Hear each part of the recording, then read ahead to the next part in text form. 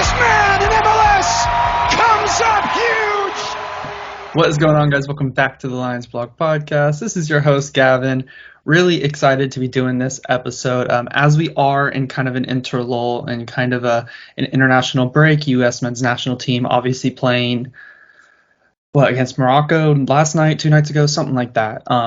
So we are finally having an international break. We played over the last one, of course, so it's our turn to not play. So I figured this would be a good time to kind of reset and review what's been going on thus far this season. Here to do that with me is Taylor from Orlando City, UK. Taylor, how are you doing on this lovely Friday? Hey, Gavin. Yeah, really good. Thank you. Thanks for having me. And, we're creatures of habit, aren't we? There's no Orlando City game this weekend, but I'm missing it already, even despite the last results. So, looking forward to chat about where we're at so far. Yeah, definitely. Let's get straight into it. I know you have to run soon. Wanted to get your favorite moment of the season this far. Just really quickly. Honestly, straight away, it's the last game I watched, actually. I'm getting married next week, so the late nights have been beating me like never before. So I've missed the last 2 league games. But honestly, having reflected on the season, it is the Miami shootout. I mean, when you win a shootout, it's a fantastic feeling. That game was a grind. Don't get me wrong; it wasn't pretty, but the shootout was something that I think all of our supporters are going to remember for a long time. And the fact it was Miami as well made it extra sweet. So I would definitely say the shootout. The way Mason got his hand on that shot before Yedlin sent it into the Gulf of Mexico. Space. The space, yeah. For me, that's it. I know it's recent, but it's that for me. No, yeah, I was in the wall for that. And I gotta say, the atmosphere at that game just felt just a little bit improved. And I know that it wasn't a full stadium by any stretch of the imagination. Only 11,500 people were there. But that's a good tally for a midweek game. A lot of people invested in the match. And you said it there for me. It was a grind. And not only was it a grind, they scored first, and it was like, where is a goal going to come from? And then Facundo Torres scores, and then they almost score. What a goal that was, by the way. It was sensational goal, really, really. Exactly. Honestly, a quick word on that game as we're talking about it. We've both watched Orlando City for a long time now. We've both watched football for a long time. That was the classic game where I knew it was going to bite us. We missed so many chances in that game. When Miami scored, it was late on, obviously, for us in the UK, but I've got to admit, I thought that was a sucker punch. So the timing of that Torres goal and then what happened afterwards is why that's my moment of the season so far. Yeah, it's just there's a lot that goes in it. The Facundo Torres goal is definitely a huge part of it. I love your answer. That's the word I was looking for. I love your answer there. It was a grind. Facundo Torres stepped up, and then we went into penalties, and I think the Walls stepped up. It got real loud. I don't know if y'all heard it. I assume you did on the broadcast. Every time they took a penalty, it was just great, and we came away with the win. So I love that answer from you. For me, it's the Columbus goal from Kara. Wonderful. How could I forgot, you see. Wow, what a goal. Peak football, right? Like, you and I are both Arsenal fans. We are maybe used to those goals a little bit. We see like one of those a season, maybe. Looking back at, I think Rosicky scored one. Wilshere scored the famous one. We scored one against Leicester. That's the one, Gavin, that we wrote about. I'm not going to give it quite the credit that Jack Wilshere and Giroud against Norwich City, but honestly, to give Orlando City credit, it was getting towards that. Mm-hmm. And the other thing I'll note on that goal, I love your answer as well. What a fantastic goal. We won't see one as good as that for the rest of 2022, I'm sure. But I was in Montreal back in 2019, 25 unchallenged passes before Will Johnson scored. Even Matt Doyle said it. That was the prettiest goal in Orlando City MLS history for quite a while. But now I think the goal you've mentioned, Columbus Crew away this season, what a goal. Sometimes it's as simple as this, Taylor. We watch the sport to be entertained, and that was entertaining. 100%. And we came away with the win. We won 2-0. It's just everything about that. I was at a watch party that day, very, very intoxicated. So yeah, just really my favorite moment of the season. But Inter Miami is a very close second. Beyond that goal, though, so beyond Kara's goal, which was outstanding, I agree that we've seen this season we can't quite put a full 90 minutes together of that was the example of the perfect way to set up on the road and strike when the chances came. And I hear you. That was a really satisfying win, that one over Crew. Yeah, it really was. Definitely our best performance of the season thus far. Let's get into your overall thoughts on the season as a whole. You can take this question wherever you want to go. Free reign. Go ahead. Well, before you hit record there, Gavin, we were both kind of like, what is even this season been? And now we're in the little bit of a lull, the league break before we get going again. I'm as a supporter, I was ready for a break as well. I'm sure the team is after going deep in the Open Cup as well. But to sum it up, looking back, so 14 games, right? I've got the East up now. 14 games, placed fifth, won 6, tied 3, lost 5, and the gap between the red line right now is minimal. To be honest with you, got Inter Miami who have started picking up form, believe it or not. They're on 18 in 7th place. We're on 21 in 5th. So it's a hard season to sum up. I've been thinking about this earlier. This season was always going to be transitional, right? We lost key pieces. We lost DK. We lost Nani. We lost Mueller to a lesser extent. Won't go into Chris Mueller today. But a lot of key pieces that have been there a while were gone. Obviously, the Wolves had to flex their financial muscle. They did that. They brought Torres to the club when it looked like it might fall through. They brought Kara to the club. So talking about my expectations heading into the season, we're a playoff team now. So that's the goal.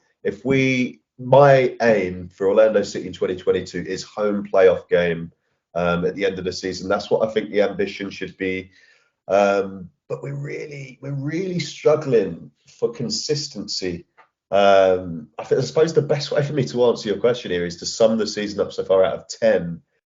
I'd give it, and this is difficult because winning 3 games in the Open Cup, and believe me, that's what I want out of this season. I want us to finish playoffs, and I want us to get to the Open Cup final. I'm going to set the bar high. I want to win a trophy in the MLS era, but the Open Cup, which we didn't have last year, is definitely affecting the league form. So we've been up, down. I'll give it a 6.5 to 7 out of 10. I think anything higher than that might be a bit too drastic. We've just not been consistent enough. And the thing that worries me, and we'll get onto it, is and it's because of the Open Cup and because of the injuries we've had. But I wrote about this earlier, previewing the games that we've got coming up after the break, and we lost 2 games at home in the regular season, all of last season. We've dropped 4 already, and that has to be a worry. It's something that irks me. It started with Cincinnati, obviously. It's ended with Dallas, the last game. It's really hard to put your finger on this season. It's been a strange one, certainly unlike the ones we've had before. I don't know what you've made of it so far. Yeah, I like your point on the 6.5 range. I'm looking at the table right now, and above us currently are NYCFC, Philadelphia, New York, Red Bulls, and Montreal. And we sit 5th, 2 points ahead of Cincinnati. And honestly, I've watched a lot of MLS this season. I like the league as a whole, and I think that's about right for us right now. I don't think we're better than those 4 teams, and I don't think Cincinnati are better than us. They came in and beat us, but we had the bulk of possession. They sat deep and countered, and we were at home, and we clearly can't play at home right now. Alec Can saved everything that night as well. By the way. He had a great game. Yeah. And then below them, Miami, Columbus, Atlanta, New England, Charlotte, on and on. None of those teams are better than us either. And so, how do we break into being better than a New York Red Bulls and Montreal? I struggle with that right now, looking at this team. I think we need more pieces in. I think we need improvement from the players that we have and the tactical setup. That's kind of how I view the season, to answer your question. Yeah. We have the pieces to do the good things. We just need to go and do the good things a little bit better. And that takes time. That takes chemistry. This is a new attack. Cara, Facundo, Araujo in the midfield is new. We've been having discussions on this podcast about all sorts of different things. But when you take a step back and look and say, okay, this is the context of the season as a whole, fifth sounds about right, and that's where we are. Yeah, I mean, it is a weird one because overall I am happy with the way the season's going so far. Relatively happy. We're not Columbus, who were excited and ready to be in the playoff push, and they're sitting in eighth. Exactly right. Yeah, you said an interesting point there, and that's where I'm at with this team as well. It's we have the tools, we're still calibrating, and I almost cringe when I write it in my previews saying, Orlando City is still calibrating to Kara's, style of, but how can we really unlock his potential, that kind of thing. But when you step back and you assess it afterwards, it was always going to be that kind of season. These guys have not played in MLS before, so we've kind of got to be patient as supporters, and put our faith in them that they're gonna, the Oscar and the coaching staff are gonna find a way. But yeah, it's certainly been up and down. We can't seem to put streaks together. There's definitely character in the team. When we lose, we can pick ourselves up. It's not too long before we get another win, which is a big positive. We've not seen that from this team in the early years of MLS. But on the flip side, we need to be able to put streaks together, and it's difficult when you want to go deep in the Open Cup, which maybe brings my grade to a 7. I know we've been drawn at home for, potentially all the way to the final with the Nashville game as well, but winning those win or go home games as well brings it up a little for me. But I think we're in that 6.5-7 range for the season as a whole. Yeah, let's get into some themes of the season, and somebody we've both brought up is Ercin Cara. One of the themes I just wrote down was he's been scoring some random goals for us in the Open Cup, in MLS League play against Dallas, had the flicked on header, which he had no right to score that. Columbus game, he scored that goal where he turned and hit it. Philadelphia, similar goal. He's scoring those goals, but he's missing kind of the ones that we would say, ooh, maybe you should score that. You think of the offside chance against Chicago. He had another offside chance, I think, against Red Bulls or something like that. Last game, to make it 2-2, he missed a back post header. That was got to be scoring that. What have you made of Cara and his goal scoring form? Frustrating, but then I think, should I be this frustrated with this guy? He's still figuring out the league, but on the other hand, he's being paid some of the big bucks. Those chances you just mentioned there, you got to be taking them. He does lead our goals and assists leaderboard right now. He's got 4 goals, 2 assists on the season. But he's the kind of guy, he's always leaving you wanting more. And I don't know how much at this stage that's on him or versus the team. Speaking to the random goals, with him, why I have hope in him going forward is that he can finish. But it's been so frustrating that he's missed the easier chances that you just referenced. Again, like our season, Cara is, pretty much symbolic of our season so far. It's, you think you're going one way and then you go another, up and down. And I wrote in my preview for the New England game, so the game after the break, he could be huge in the mid-season. Remember, we're not even halfway through his first season in MLS yet.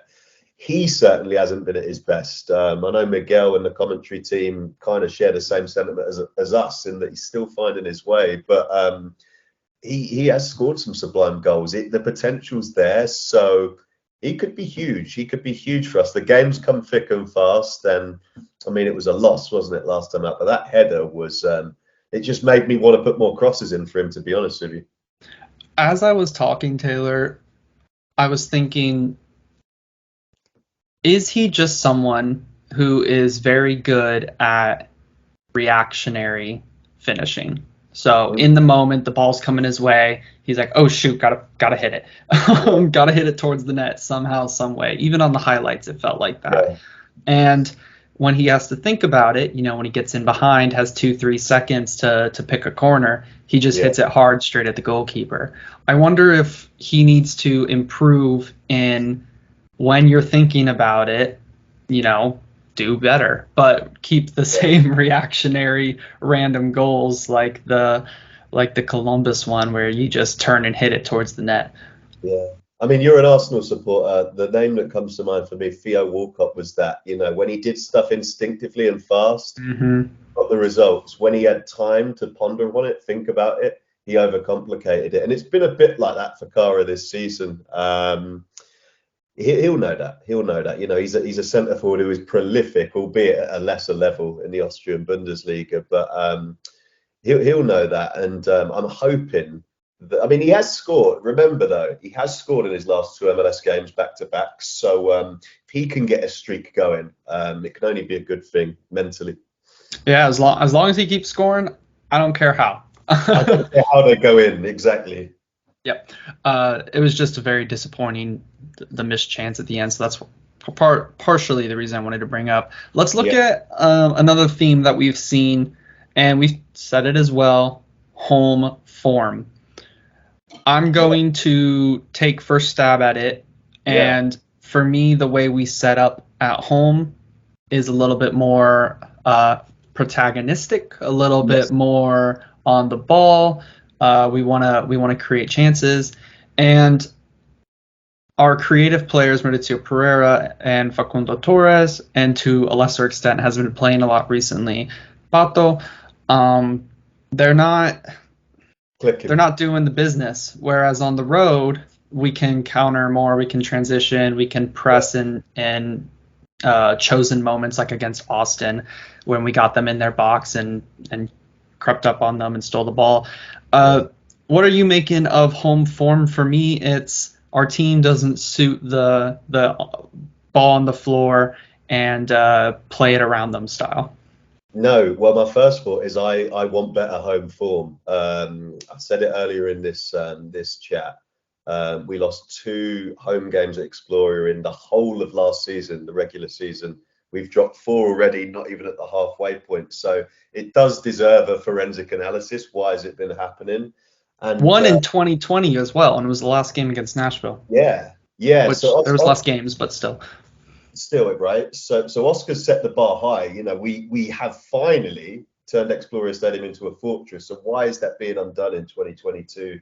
It's almost the fact that, and we've got it back to front right now, to get into playoffs, win the majority of your home games, be hard to beat on the road, but you're going to get beat up so many times on the road. I actually don't doubt us when going anywhere in Major League Soccer in 2022 under Oscar Pereira.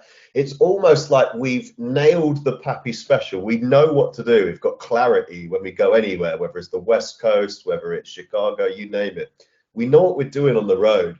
When we flip into protagonist mode, which has been the buzzword of the last couple of seasons, it's almost like we're not quite certain in what we want to do, and then that translates in games with Pereira making questionable subs, and it's kind of a new problem that we've had, and I don't know the answer really.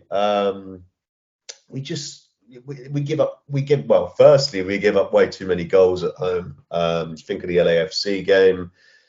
Red Bull's absolutely schooled us for the second season running. Those guys under Struber have just tapped us the last couple of seasons. It's It's worrying. It's worrying. That's what I wrote in my preview earlier.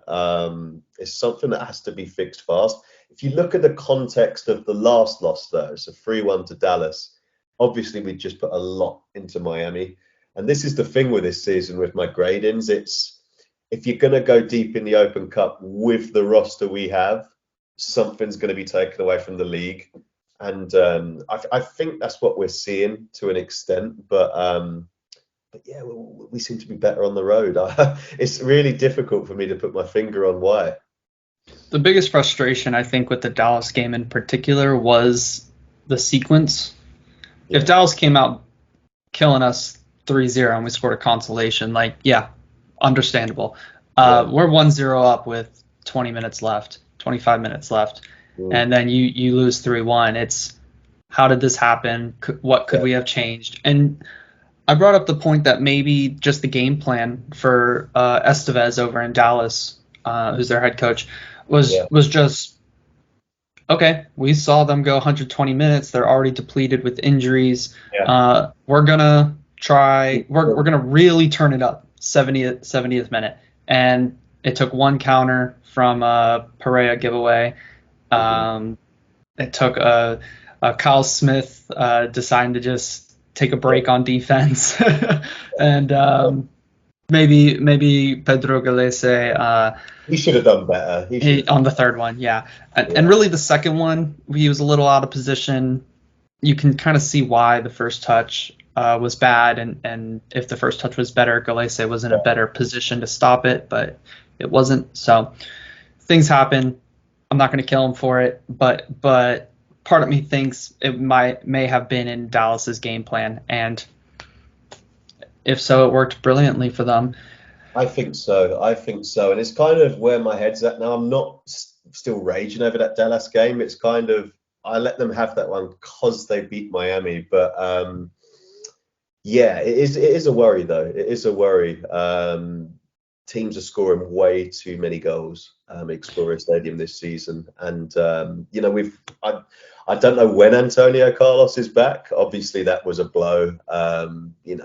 For me, he's in the top 10 centre backs in all Major League Soccer. Schlegel's done okay, but he's not AC, is he? He's not AC, so that hasn't helped either. But inconsistency across the board, especially at home. Yeah. Another theme is injuries to key players. We don't have to go too deep into that because there's not much to do but speculate on training methods, and I don't feel like doing that. So instead, we have a little bit of a depleted squad, right? So AC is out. We've lost Benji, Tesho for a little bit. Van der Water's out for potentially the season. Gaston Gonzalez was very unfortunately injured in his last game for Union de Santa Fe. So we're seeing some red cards. We're seeing some suspensions for 5 yellows. And to me, some of that comes down to a little bit of unluckiness from the first red card in Austin, which I don't want to get into. But another theme of the podcast has been game management. And how do we manage games and game states? And how do we manage games when we're a little frustrated? What is your take on the theme there of not able to manage games appropriately? At least in my opinion. I don't know if some people think we're managing games fine, but that's just how I feel right now. Well, the thing that I'll say has been a constant theme under Pereira's tenure is we seem to play angry way too often. When we get angry, we lose games of football in Major League Soccer. It's the Araujo one, the second red at Austin. Call it harsh. I call it stupid to allow Dickerson to make that decision. And I've not got all of them off the top of my head now, but being an Orlando City supporter like you, watches them season in, season out. When the red mist descends on our players, it all goes to hell. So in terms of your question, game management, we need to get better at that. It's difficult, but it's because that's also our strength. And we've turned around a losing culture by kind of getting angry and, playing the protagonist and all of these kind of things. But a strength can also be a weakness. And I in those difficult moments when pro are doing pro and you're on the road, and you're getting a few bad calls, I want to see a bit more poise and calm in this group. I don't think I'm being too harsh on that assessment. I feel that when we play angry, it doesn't end well for us. And Araujo's the best example. He's come in, nobody knew who he was. For me, he's added a lot to this team, but he is tenacious. He's a warrior. He is a walk-in yellow. If you thought Sebas was a walk-in yellow card, this guy is a walk-in red. And it's those kind of guys. He's young. I want the older heads. Robin Janssen flicks on Viking mode as well, but we need to, because there's going to be countless more moments in this season alone where we're under the cosh and we're in a bad moment and we need to find our way out. Too often with this team under Pereira, I've seen the red mist descend, and it's Orlando versus everybody that we make a big deal of on social media. But when the dust settles after a loss and when we've lost our heads, we could have stayed calm and got a tie or got this. I think that's what I want to see development wise from this group, certainly in the rest of this season, because it's cost us before.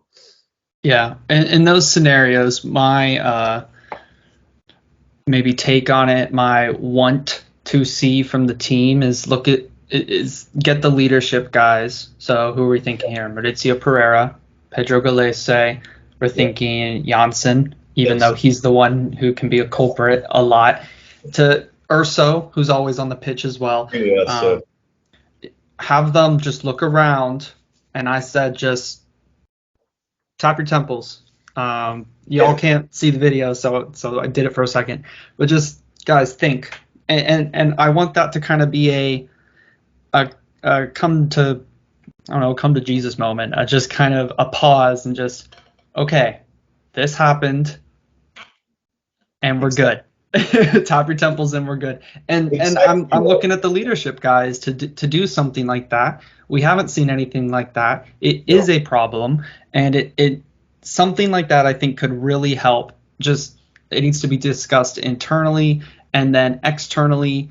That's the cue. When something's not going your way, when you're frustrated, look at your teammates and figure out a way to calm everybody down.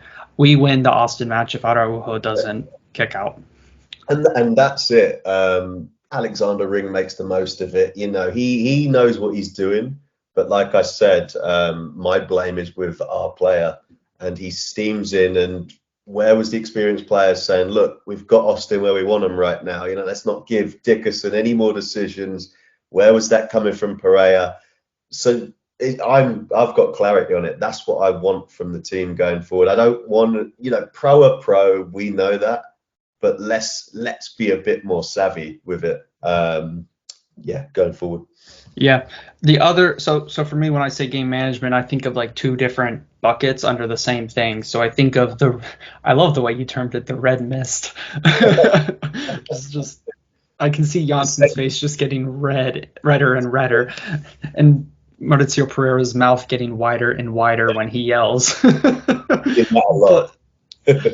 But the other aspect is managing a game itself, not even when it comes to reffing, but just I laid out on a recent, I think it was the Dallas podcast actually. Philadelphia last season, we're up 2-0, going into 20 minutes left. Kasper Shabilko scores a kind of random goal. I think it was either outside the box or just a cross. And now it's 2-1 and we're hanging on. Philadelphia this season, we're up 2-0, hanging on 2-1. Charlotte, we're up 2-0, hanging on 2-1. Portland, 1-0, red card. They get a needless penalty from Andres Pereira. And there's countless more examples that I could go through where we are making games harder for ourselves. What is your take on that aspect of game management, managing the game itself and the game state? Yeah, well, we need to get better at it because you've just reeled off too many examples there. It does keep happening. The Charlotte one was one I stayed up and watched. Remember it very well. I mean, that was such a dead game that we made interesting, and we have to get better at it. It's lapses in concentration. I mean, it's simplest form. It's thinking the job's done when it's not. So I want to see us get better at that going forward. Obviously, we know Oscar's a defensive coach. Once he gets in the lead, we kind of retreat. I think that plays a big part in it. I mean, even at Toronto, when we nicked the win from Kyle Smith, the subs were defensive. That was an away game compared to Charlotte. But we know Oscar is what we have, we hold kind of mentality coach. So again, like we said with the red cards, and want to see our mentality getting better going forward.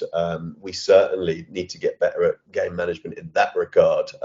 When we get into a good position in a game, we need to.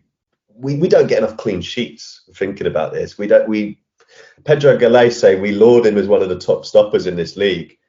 I can count probably on, one and a bit hands how many clean sheets he's had since he's been at the club. Not many at all. So this team gives up too many goals to break into that 4 elite teams that you mentioned earlier on this call. And we certainly need to get better at it. It's the reason we're inconsistent. Yeah, I will say Pedro, I think, is up there in clean sheets with the league, but it's not a high number. I think everybody's given up goals, but in previous seasons, he's had like 5 or 4. It's like you expect better from him, essentially. Yeah. And it's not just on him, but the group.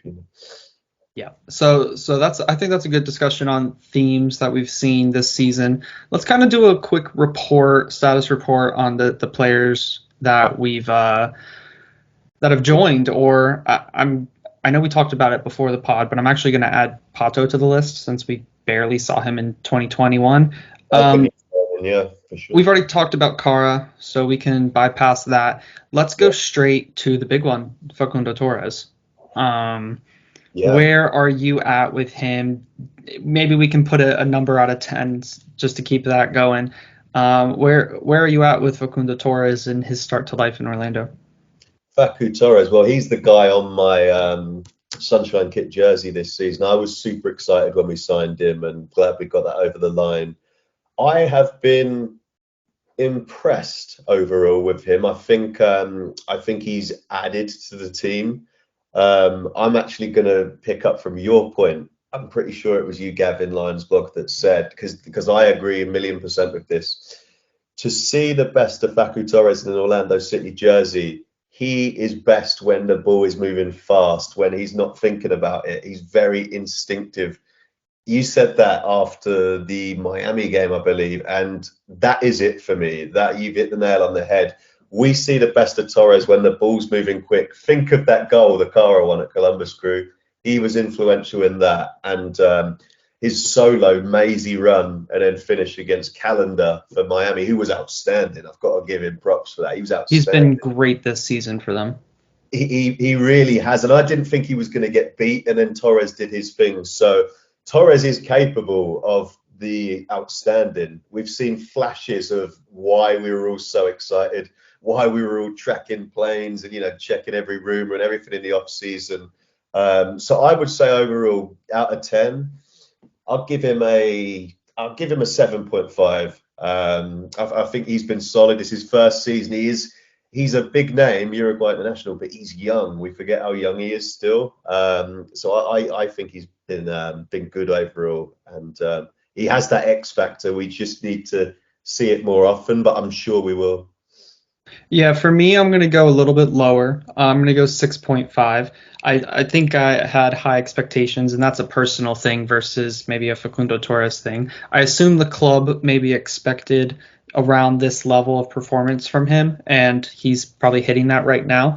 He's also not being used in a go and score or assist every single one of our goals type of thing. So I'm not really looking at it in terms of goals and assists, and I don't think it's fair to do that. Yes, I would love to see him score more, assist more, but right now that's not his role.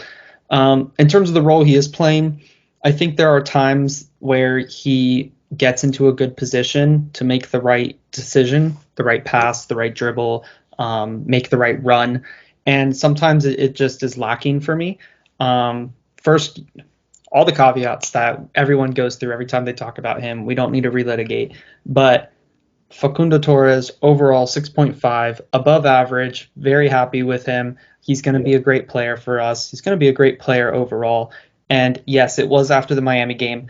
First half, I was looking at it, and I was pretty disappointed in the team's performance as a whole. I know we dominated the possession, we dominated the chances, but Miami let us do that, really. Yeah. And Nashville are going to do the same thing, by the way, so I'm really nervous about that. But I think he was the bright spot for me, and every time he tried to do something, everyone else around him was just that little bit slower, and it clicked, and it's like, this is happening all across the games for him, and we need to be a little bit quicker. So Facundo, 6.5 for me. Anything else to say before we move on? Move on, Gavin. I was just going to say on Torres quickly. One other thing that we need to note with him is he's played a lot of soccer. Since his move from Peñarol, he pretty much played non-stop. So he's young, he's enthusiastic, but we've got to make sure he don't burn out either. Mm-hmm. I think he sat for the Tampa game, and Mulroney came in to start against Dallas, but he did come on the bench after the Miami game. But I really think that's it, right? He started Miami. He didn't start Philly. He didn't start Tampa, but every other game he started. That's a lot of soccer. And remember, he played the preseason match for Peñarol. Yes. I almost forgot about that. Let's move on here. Araujo is next on my list. Since we've already talked about Cara. Araujo, he started off strong. He's kind of middled out maybe by now. Red card against Austin. Yeah. What's been your take on his start to life? Yeah, Araujo, interesting one. I hadn't heard of him before the club signed him. Obviously very young, lots of upside. But with him, the kind of half-season headmaster's report, I'm going to call it, started very, very strong, made a name for himself. Like, Orlando, I've got this, this brute of a defensive midfielder, loves to scrap, just definitely not scared of anyone in a new league. Since the beginning, I think other sides have figured him out now, have figured out that he, loses his temper easily, can put in rash challenges. A lot of other clubs have zeroed in on him, and we've not seen his best games more recently. That said, overall, he's definitely a very talented player. Can see why we brought him to the club, and a mark really of Ricardo and all the guys in the front office. The caliber of our signings, most of them have been hits rather than misses over the last couple of seasons. So happy with him overall. To give him a grade, I gave Facu a 7.5. I'll give him a 6.5. Very solid. He in a very competitive area of Oscar Perez's team with Urso, Andres Pereira, Sebas Mendes. Araujo's nailed down essential midfield plays, probably more than we anticipated he would do. So I'll give him credit for that. He's dislodged a full Ecuador international there. Has played in the Far East, played in the top level in Brazil. So that's all credit to him. So again, like the other new boys, I think, the more he plays in this league, the more he understands it, he's only going to get better. Yeah, so for me, I'm going to go out and give him an 8, actually. Wow. I think he's younger than Facu by a couple months, I think. He's come in, like you said, nailed down that position. Think of how important Mendes was to us last season. If he was out, we were struggling. And if he was in, we were looking a little bit better. And I don't think Mendes has been amazing this season personally when he has come in, but Araujo has been very good. He's not been faultless by any stretch of the imagination, but for a kid his age to come in and nail down that spot, be loved by the coaching staff already. He's undroppable as well. He's played almost every single game as well. So I'm going to give him an 8. The other thing I wanted to say is just quickly, I think he is so loved because of the off-ball stuff Yeah, he does. On the ball, he's kind of average, in all honesty.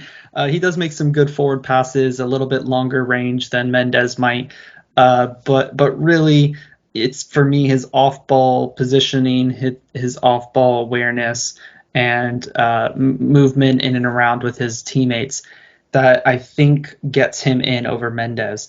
yeah, Um, and just comparing Mendez to last season, he was so important for us, and Araujo's instantly come in and taken his spot. It's very impressive. So for me, I'm going to give him an 8.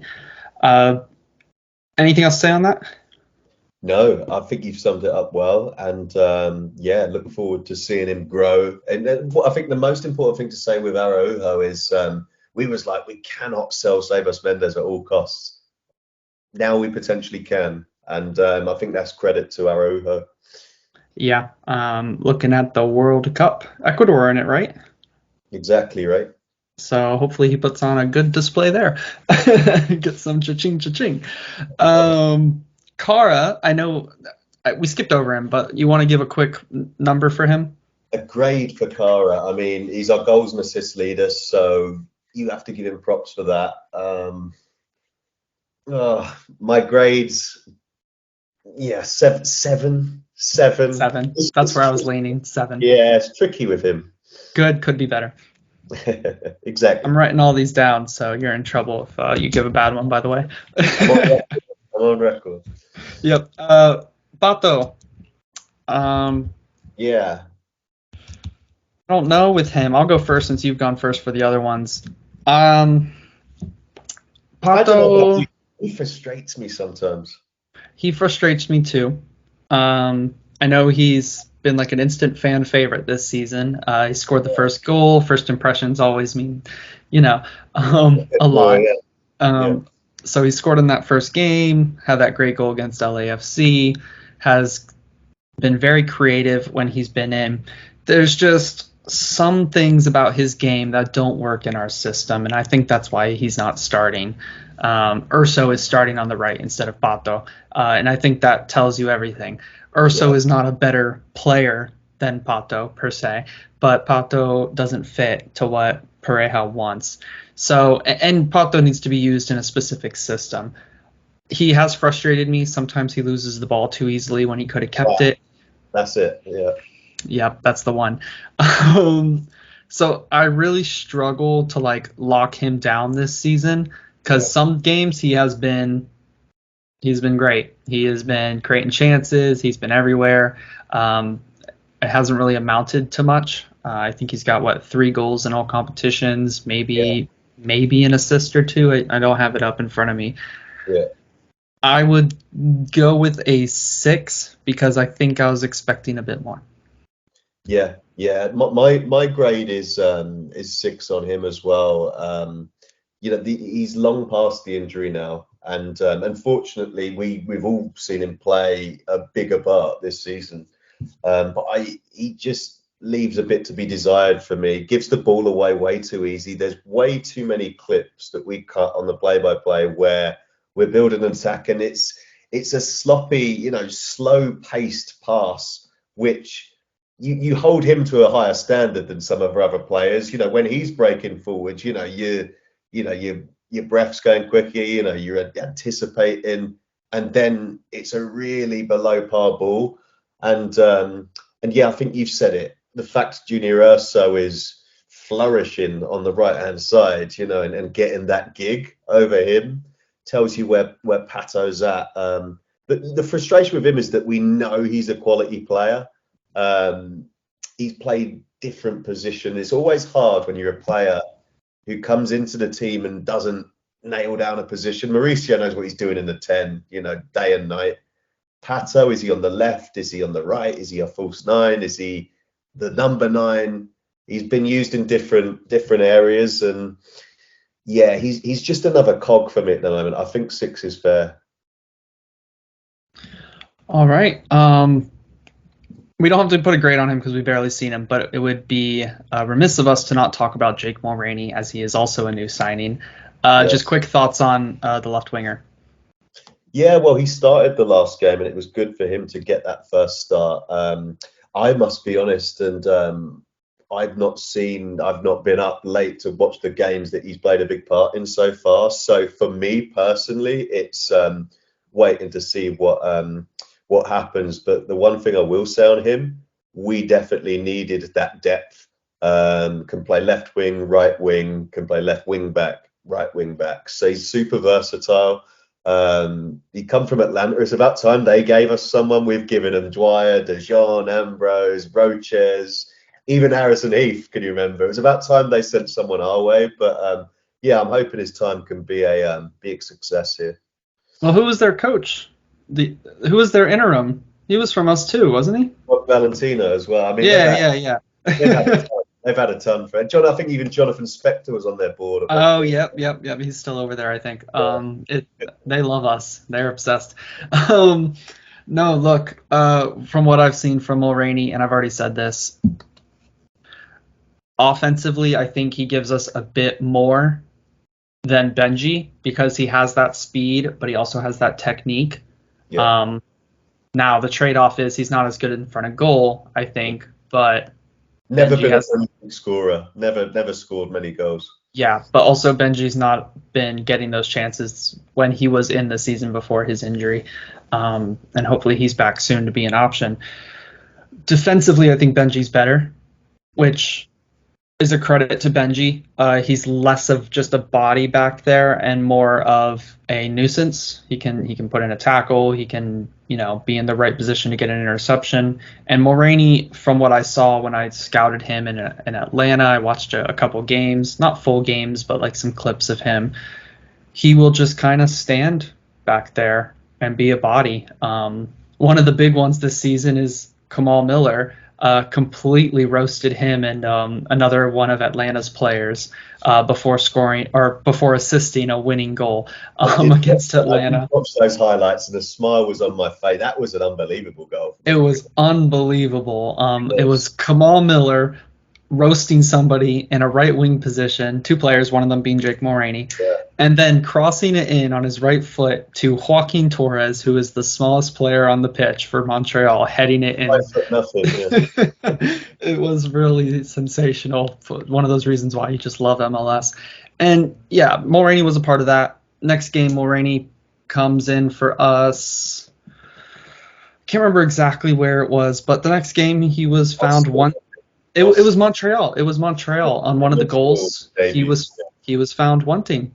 On one of, I think it might have been the third goal out of the four, and it was like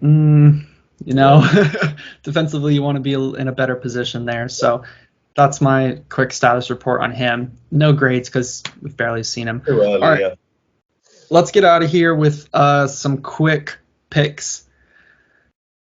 Best player of the season. I think this is a difficult one. Who's been the best player of the season for you? He said quick picks. Yeah. I'm not going to be so quick. Oh, it's really difficult, this. But do you know who I'm going to go for? And it is straight off the top of my head because I know you've got other ones. João Moutinho, I've been impressed with. I think he's been pretty consistent over the 14 games so far. I mean, he's fit, which is the bonus. It's a big bonus with him because he's injury prone. But I think he's been very consistent. The fact I'm not picking Facu or Kara or scratch that, I've changed my mind. But it's close. Mauricio or João Moutinho for me. Mauricio, I've never been completely sold on Orlando, but I feel he has been crucial this season. It's between them two, but nobody's an outright winner for me. It's difficult.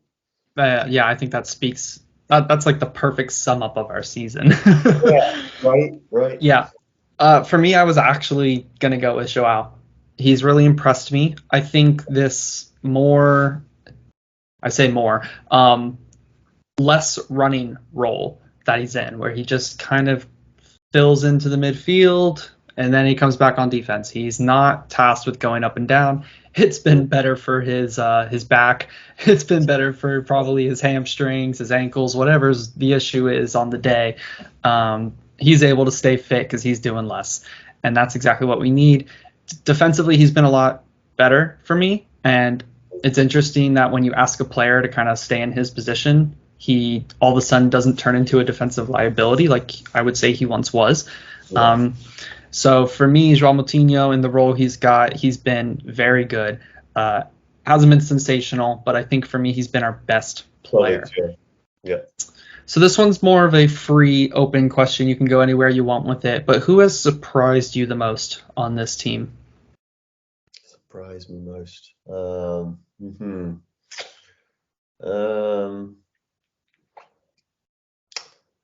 What I will say, Juan is the one who surprised me most. Oh, hold on, Taylor, you're lagging. Oh, is this any better? Oh, I can hear you now. You're good. Great. He had the game, Juan is my answer. He had the game where I was super pleased for him. He was on the back of my jersey last season. Like, I really liked the guy as a player. But he's certainly regressed or been figured out in Major League Soccer. He had the game where he scored and he answered the critics back. But we're talking, we're meeting today, we're chatting about the season as a whole. He's not hit the levels that we know he's capable of. The main reason why he's my answer, why he surprised me, is that he's not mastered crossing yet. And for how long have we been saying that? I mean, and I'm looking at him now as a guy, we talk leadership group, probably not him compared to Mauricio's, Urso's, Jansen's, but he's been there for a long time. And so much of he starts the majority of the game. So much of our attacks involve him raiding up that right wing. Learn how to cross the ball. We've got a 6'4" beanpole in Kara in there now, and when we're just not utilizing it. So most surprising thing for me this season, the fact Juan's not been able to put some form together yet. I was so glad for him when he had that game.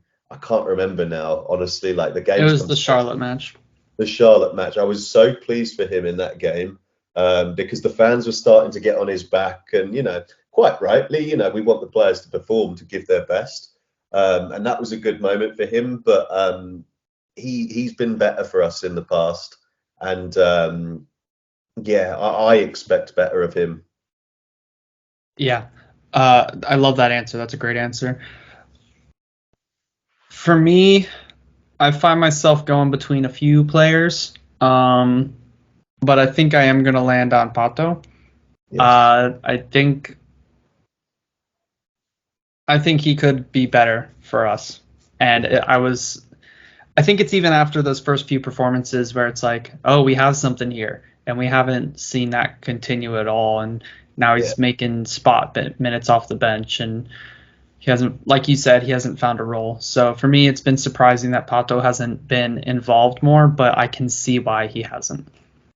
Yeah, no, I agree. And we were all gutted when he missed pretty much all of last season. And he has been like a new signing, started the season very well. We were all kind of feeling very smug. I think his standout game, wasn't it, at Portland Timbers away? He was fantastic in that game. And we thought, man, maybe we should raise the expectations because we've got a fully fit Pato now. And the fact we're now 14 games deep and he's just getting a bit part off the bench now and again, that speaks volumes for me that he's not figured it out yet. So I like that answer as well. Yeah. All right. Well, we are coming up on time. Taylor, I would say where can our listeners find you at? I'm sure they know, but if you just want to shout it out real quick.